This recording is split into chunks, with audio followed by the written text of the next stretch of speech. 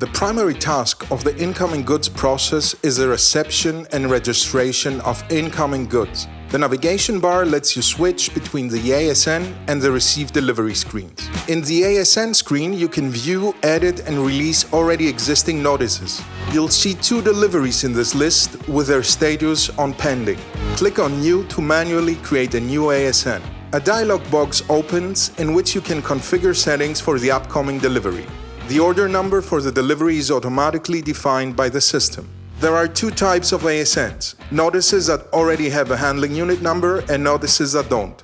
A handling unit number is an identification number that helps identify and track deliveries. In this case, the upcoming delivery doesn't have a handling unit number, so we'll choose the first option in the dropdown. Click on the type field and select ASN from the dropdown. Confirm with OK. A new empty ASN is created. The next step is to add the products to be delivered to the ASN.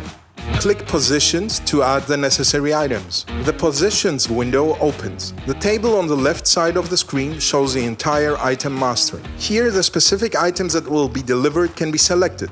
Additional information, such as quantity, batch, expiration date, and more, can be added in the middle area of the screen. Click on the item number 10 in the table on the left to select it. Enter the number 10 in the quantity field in the center area of the screen and select Piece in the drop-down to the right of the quantity field. Click directly below on the Load button to add the item to the ASN. The item appears in the ASN lines table on the right side of the screen. Repeat this process for item 11 and enter 50 pieces in the quantity field.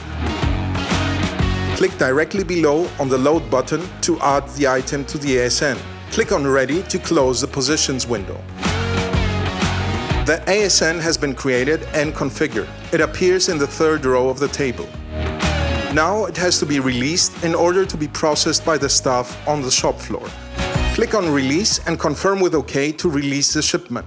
The status of the shipment changes from pending to released. Now your colleagues can log the delivery upon arrival and transport it to a storage location.